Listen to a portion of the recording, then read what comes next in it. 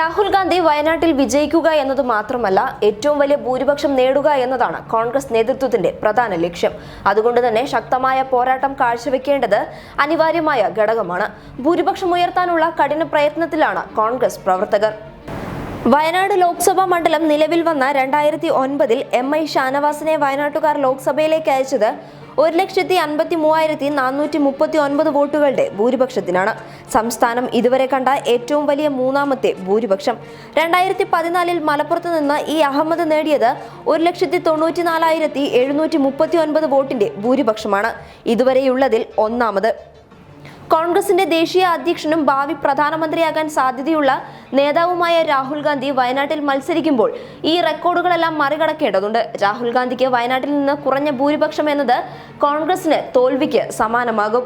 2014 ഷാനവാസിന്റെ ഭൂരിപക്ഷം 20,000-ലേക്ക് കുറഞ്ഞതിന് പ്രധാന കാരണം MP-ക്കെതിരായ ജനവികാരമായിരുന്നു. എന്നാൽ രാഹുൽ ഗാന്ധിക്ക് അത്തരം വെല്ലുവിളികളൊന്നും തന്നെയില്ല. ഭാവി പ്രധാനമന്ത്രിക്ക് വോട്ട് എന്ന തരത്തിലാണ് കോൺഗ്രസ് വയനാട്ടിൽ രാഹുലിന് വേണ്ടി വോട്ട് തേടുന്നത്. രാഹുലിന് വേണ്ടി വൻ പ്രചരണം തന്നെ വയനാട്ടിൽ നടക്കുന്നുണ്ട്. രാഹുൽ ഗാന്ധിയുടെ ഭൂരിപക്ഷം കൂട്ടാൻ പുതിയ തന്ത്രം പയറ്റുകയാണ് കോൺഗ്രസ്. രാഹുൽ ഗാന്ധിക്ക് ഏറ്റവും അധികം ഭൂരിപക്ഷം നൽകുന്ന നിയോജക മണ്ഡലത്തിന് സമ്മാനം പ്രഖ്യാപിച്ചിരിക്കുകയാണ് രമേശ് ചെന്നിത്തല.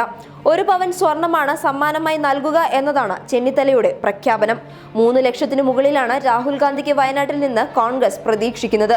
മുസ്ലിം ലീഗിന് വലിയ വോട്ട് ശേഖരമുള്ള മലപ്പുറം ജില്ലയിലെ വണ്ടൂർ, നിലമ്പൂർ, ഏറനാട് നിയോജക മണ്ഡലങ്ങളിൽ നിന്നാണ് രാഹുലിന് ഏറ്റവും കൂടുതൽ ഭൂരിപക്ഷം കോൺഗ്രസ് കണക്കുകൂട്ടുന്നത്. ഇവിടങ്ങളിലെ ഭൂരിപക്ഷം 1.5 ലക്ഷത്തിന് മുകളിലാവും.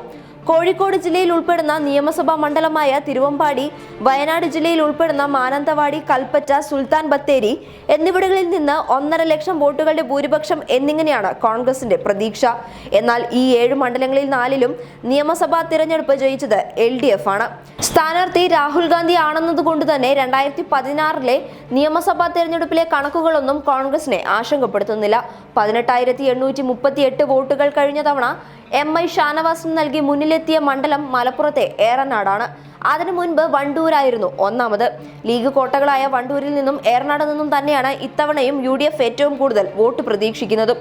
രാഹുൽ ഗാന്ധിക്ക് ഏറ്റവും അധികം ഭൂരിപക്ഷം നൽകുന്ന നിയോജക മണ്ഡലത്തിന് നേരത്തെ UDF നേതൃത്വം സമ്മാനം പ്രഖ്യാപിച്ചിരുന്നു.